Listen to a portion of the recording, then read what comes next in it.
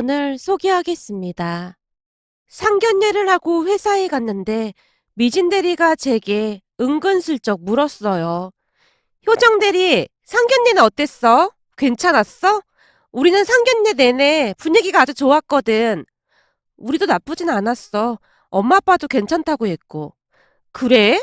그럼 다행이네. 근데 효정 대리 예비시댁은 아주버님이 두 분이나 있다고 했지? 그렇지, 삼형제니까. 그럼 형님도 두 분이나 있겠네? 효정 대리 엄청 힘들겠다. 뜬금없이 그게 무슨 말이야? 내가 보니 말이야, 이 형님이 많은 게 절대 좋은 게 아니더라고.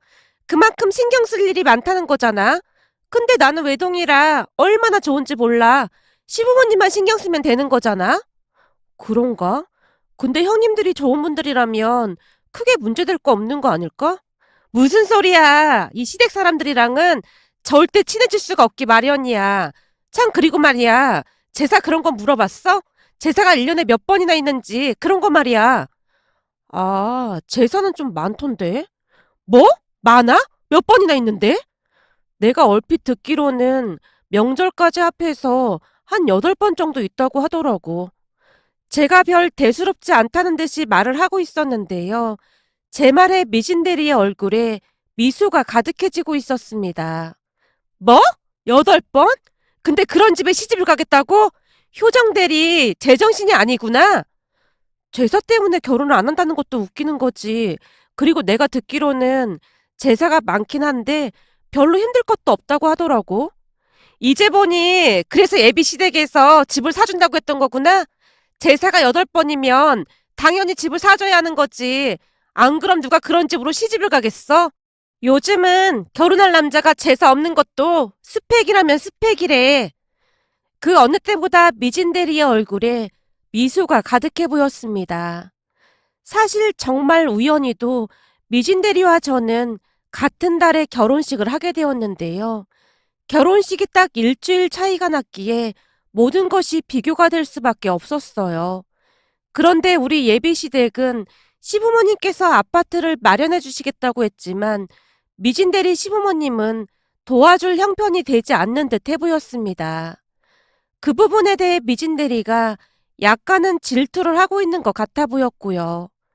결혼 준비를 하는 내내 미진 대리가 제게 꼬치꼬치 캐물으며 이것저것 상관을 하기 시작했거든요. 어느 날은 예식장에 대해 묻기도 했는데요. 효정 대리, 예식장은 알아봤어?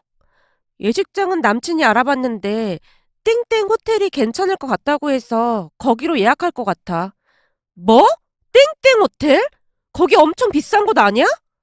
좀 비싸긴 한데 음식이랑 신경 써야 해서 거기가 좋다고 하더라고. 전에 남친 형님들도 그곳에서 결혼식을 했는데 다들 만족했다고 하기도 하고. 잠깐 하고 끝나는 결혼식을 뭐하러 그렇게 비싼 데서 해? 그런 거 다 사치고 낭비야. 글쎄, 난 그저 남친이 말하는 대로 하는 것뿐이라 잘 모르겠어. 더 이상 길게 말을 하고 싶지 않았기에 제가 말을 돌리고 있었는데요. 결혼 준비를 하는 내내 미진 대리가 시시콜콜 다 참견을 하곤 했어요. 저는 별 관심도 없는데 자꾸만 트집을 잡아댔습니다. 그러다가 우리 예비시댁에 제사가 1년에 8번이나 있다는 얘기를 듣고는 온 사방에 소문을 내고 다녔어요. 혹시 다들 들었어?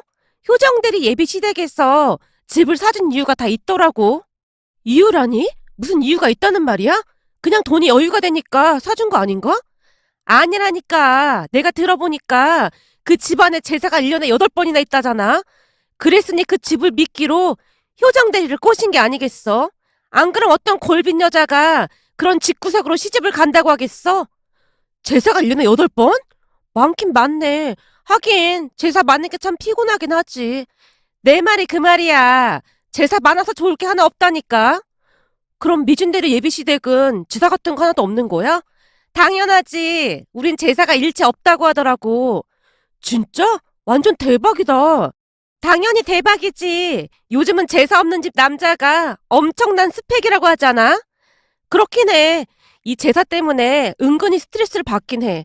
내 주변에도 제사 때문에 싸우는 집안이 한둘이 아니거든. 맞아. 그래서 요즘은 제사 많은 집으로 시집가면 완전 최악이라고 하잖아. 그래서 효정대리 예비시댁에서 집 사주면서 꼬신 게 분명하다니까. 근데 미진대리 예비시댁은 진짜 제사가 하나도 없대? 없다니까. 그냥 산소에 가서 간단하게 인사만 드리고 온다고 하더라고. 음식도 많이 만들지도 않고 아주 간단하게 준비를 한대. 와, 완전 부럽다. 미진대리 완전 좋겠다. 미진대리가 우쭐한 채 활짝 웃고 있었습니다. 그렇듯 미진대리는 대놓고 제 뒷담화를 하고 다녔어요. 물론 그 모든 이야기들이 고스란히 제 귀에 들어왔고요. 하지만 저는 미진대리의 말을 그다지 신경 쓰지 않았는데요. 제가 만나본 예비 시댁 가족들은 정말 좋은 분들이었거든요.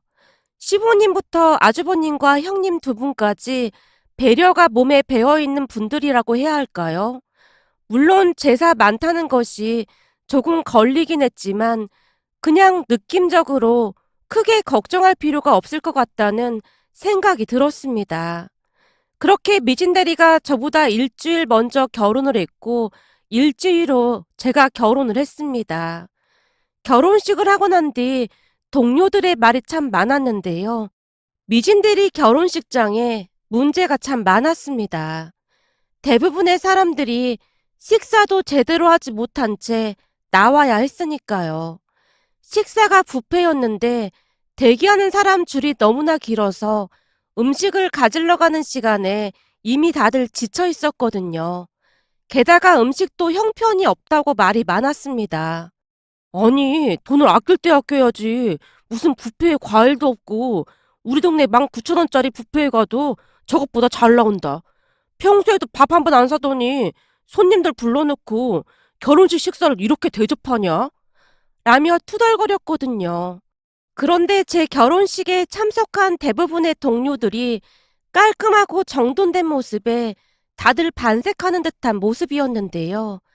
하필이면 비슷한 시기에 결혼식을 하다 보니 비교가 많이 될 수밖에 없었습니다. 그 모습에 미진대리가 저를 더욱 미워하게 되었고요. 결혼식장만 좋으면 뭐해. 제사가 1년에 8번인데 내가 보기엔 1년도 안 돼서 곡소리 날걸? 제 뒷담화를 그렇게나 했다고 하더라고요. 하지만 결혼하고 나니 대반전 드라마가 펼쳐졌는데요. 정말이지 상상도 하지 못한 일이 일어났거든요. 결혼을 하고 얼마 뒤 큰형님이 제게 전화를 걸어왔습니다. 막내 동서, 이번 달 16일 날에 제사 있는데 혹시 시댁에 내려갈 수 있겠어? 네, 형님. 첫 제사구에서 꼭 참석하려고 했어요. 그날 휴가 내면 되니까 꼭 참석할게요. 그래, 말이라도 고맙네. 근데 말이야, 제사 때 참석해도 절대 후회는 하지 않을 거야. 네? 그게 무슨 말씀이세요? 암튼 그런 게 있으니까 맘 편히 내려오라고. 네, 알겠습니다. 그럼 그날 뵙겠습니다. 라며 제가 전화를 끊고 있었는데요. 옆에서 가만히 듣고만 있던 미진 대리가 뱁새 눈을 한 채 제게 물었어요. 효정 대리, 누구야? 아, 우리 큰형님. 뭐? 큰형님? 결혼한 지 얼마나 됐다고 벌써 시집살이를 시켜? 내가 가만히 들어보니 제사 얘기하는 것 같더구만. 이번 달 16일에 제사가 있다고 내려올 수 있냐고 하시더라고. 거봐, 내가 뭘 했어. 그 제사가 문제라고 했잖아. 결혼한 지 얼마 되지도 않았는데 제사에 참석하라고 전화는 해대고 휴정대리 앞날이 아주 깜깜하다. 뭘 또 깜깜하기까지 해. 난 아무렇지도 않으니까 신경 쓰지 마. 에이, 아무렇지도 않긴 뭐가 아무렇지도 않아. 괜히 자존심 상해서 그러는 거지? 그러는 거라면 괜찮아. 이미 다 알고 결혼한 건데 뭐. 그러게 내가 제사 많은 집구석이랑은 절대 결혼하면 안 된다고 했잖아. 미진 대리가 아주 신이 난 채 떠들어대고 있었는데요. 제가 보기에 미진 대리는 제가 결혼해서 못 살기만을 바라는 사람 같아 보였습니다. 그렇게 첫 제사에 참석을 하기 위해 시댁으로 내려갔는데요. 내려가서 보니 이미 음식 준비로 한창이었어요. 시댁에는 음식 만드는 것을 도와주는 분이 따로 계셨는데요. 왠지 낯이 익어서 큰형님께 물어보니 오래전부터 시댁 일을 도와주시는 분이라고 했습니다. 동서 결혼식 때도 오셨는데 잘 기억 안 나지? 네, 근데 낯이 좀 있긴 한 것 같아요.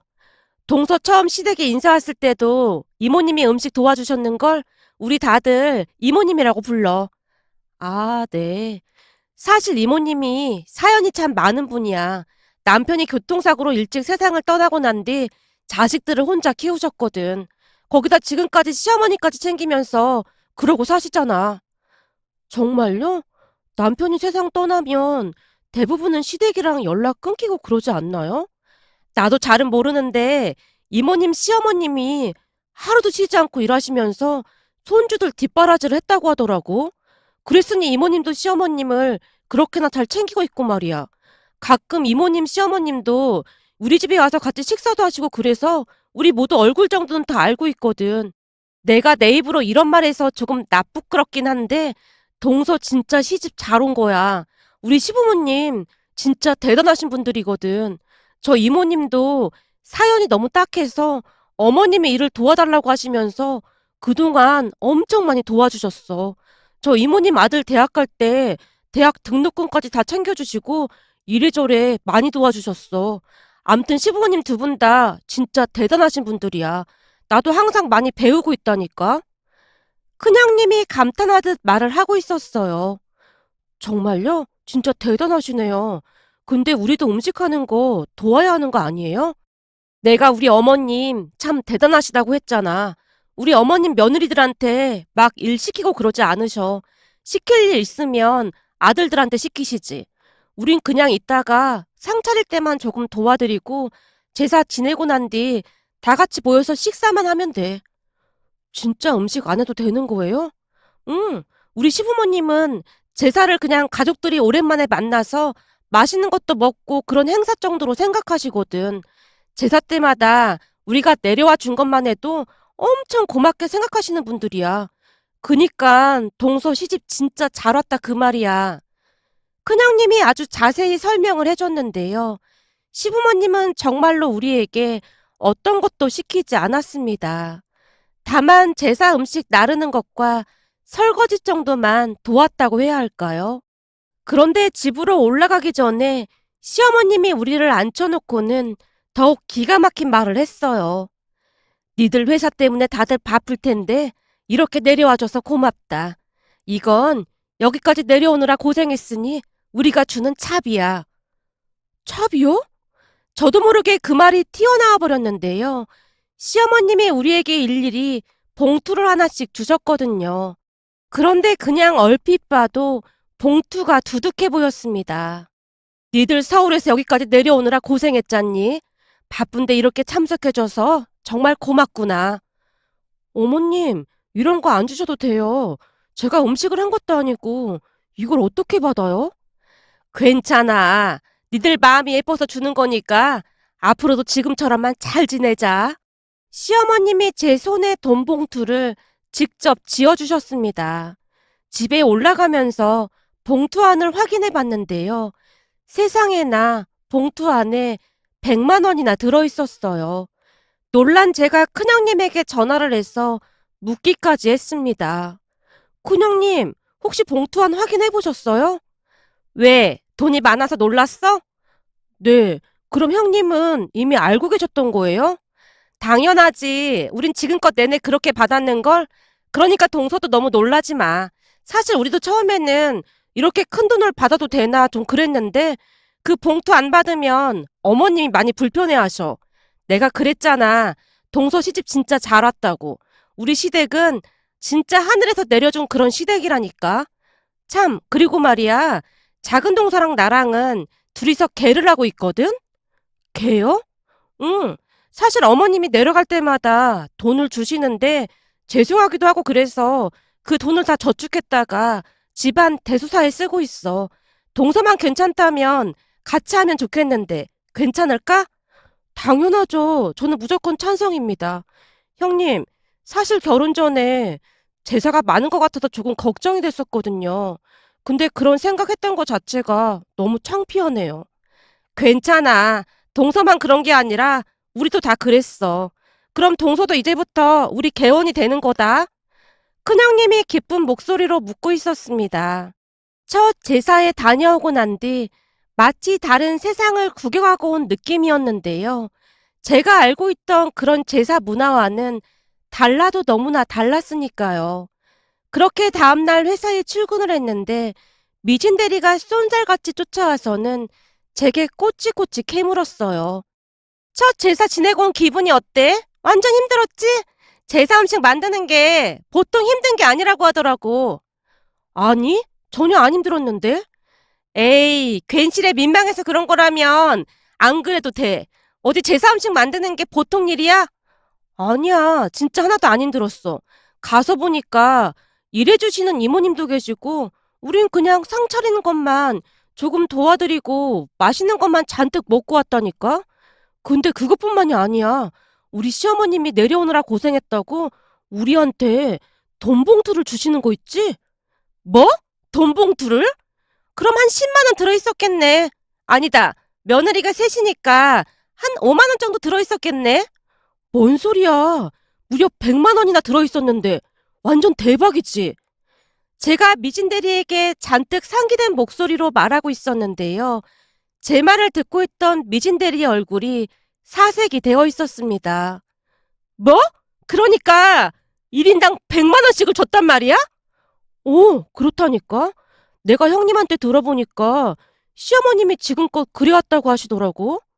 난 말이야, 제사 많은 거 하나도 안 싫어. 그냥 제사가 100번 정도 있었으면 좋겠어. 저도 모르게 그 말이 튀어나오고 말았고, 제 말을 엿듣고 있던 다른 여직원들이 부러운 듯 말했어요. 와, 대박이다. 그런 제사라면 나도 1년에 100번은 참석하겠다. 이제 보니 효정 대리가 결혼을 잘못한 게 아니었네. 완전 대박 시댁이네. 부럽다, 부러워. 여직원들이 다들 한마디씩 하고 난리도 아니었는데요. 그러면 그럴수록 미진 대리가 뭐 씹은 듯한 표정으로 저를 노려보고 있었습니다. 그렇게 저는 행복한 하루하루를 보내고 있었어요. 그러던 어느 날은 미진 대리에게 전화가 한 통 걸려왔는데요. 발신자를 확인하던 미진 대리가 잔뜩 긴장한 채 급히 전화를 받았습니다. 네, 어머님. 네, 지금 회사입니다. 네? 이번 주 목요일 날 회사에 휴가를 내라고요? 그날이 무슨 날인데요? 아니요. 그이한테 따로 들은 말은 없습니다. 네? 산소요? 산소를 간다고요?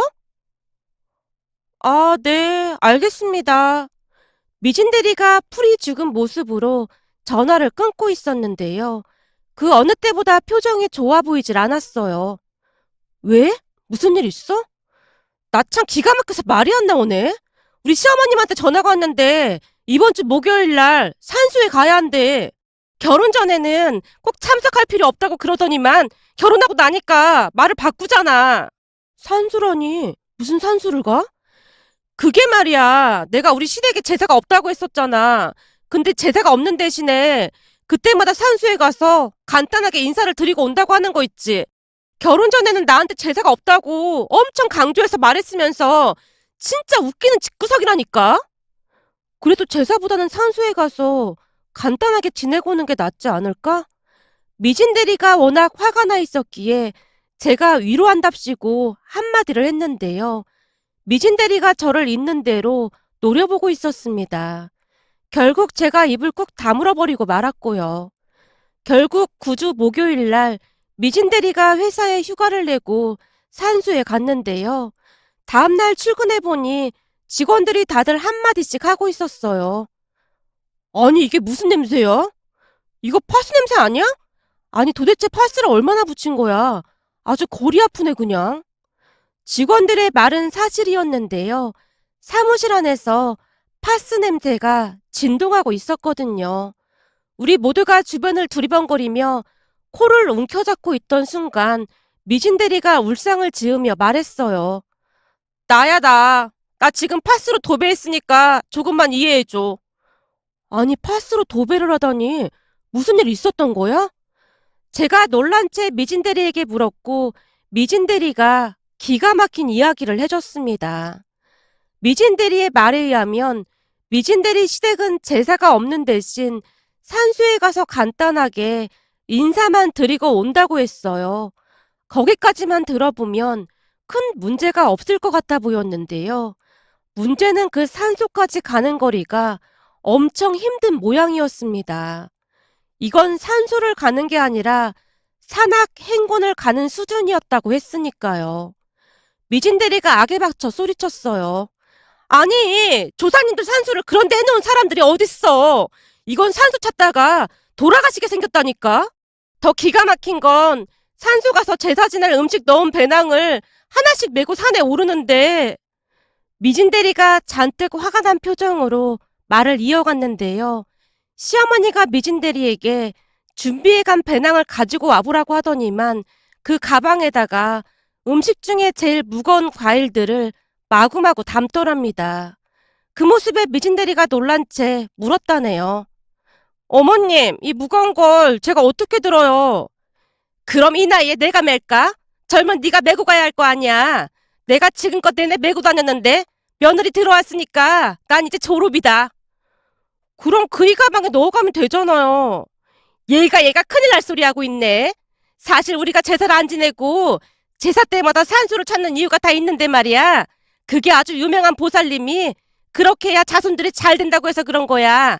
그 산소 위치도 그 보살님이 다 정해준 거고 말이야. 그거랑 제가 이 무거운 짐을 짊어지고 가는 거랑 무슨 상관이 있어요? 상관이 있다마다 그 보살님 말로는 산소 갈 때 짊어지고 가는 짐은 무조건 여자들이 짊어지고 가야 한다고 했거든. 그래야 부정 타지 않는다고 말이다.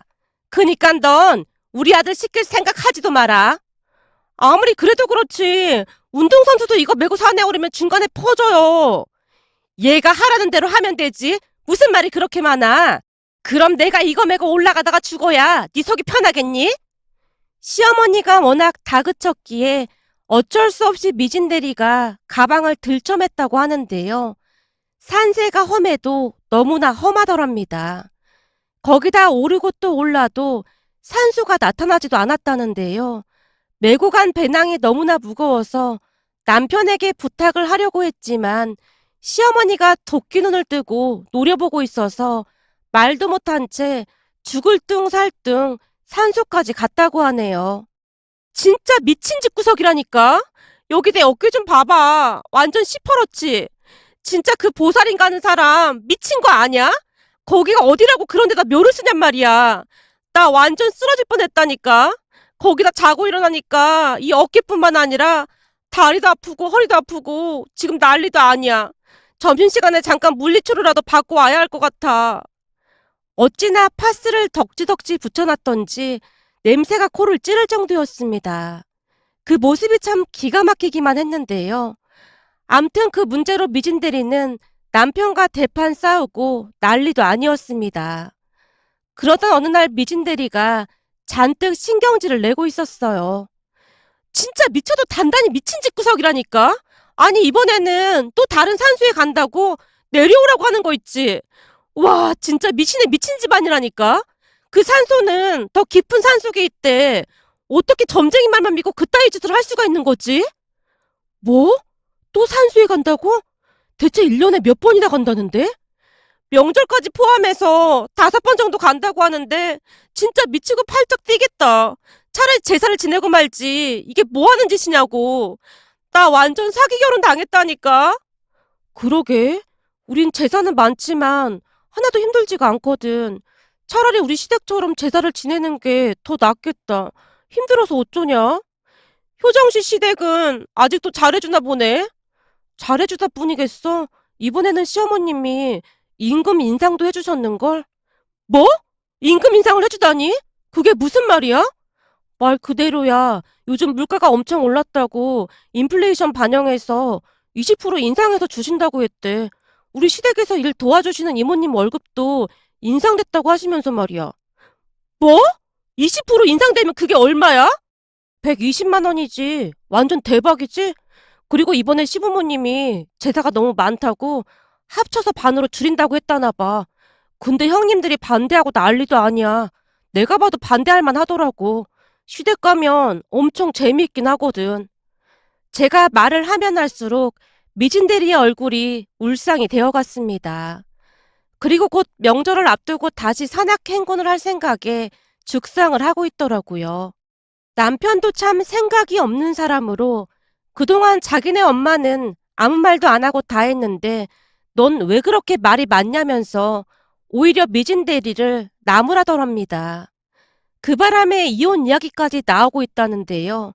이러지도 못하고 저러지도 못하고 내내 한숨만 쉬고 있답니다. 그 모습을 보며 사람이 항상 말조심을 해야 한다는 것을 다시 한번 깨닫게 되었답니다. 사연을 부탁해를 애청해주시는 구독자 여러분께 감사드리며 추석 명절을 맞이하여 명절 인사드립니다. 더도 말고 덜도 말고 한가위만 같아라라는 말처럼 구독자 여러분 모두 모두 행복하시고 건강하시길 간절히 바라겠습니다. 또한 차를 가지고 고향을 방문하시는 분들께서는 꼭 안전운전 하시길 바랍니다. 항상 사연을 부탁해를 사랑해주시고 아껴주셔서 다시 한번 감사드리며 앞으로도 최선을 다하는 사연을 부탁해가 되도록 노력하겠습니다. 행복한 추석 명절 보내세요. 고맙습니다.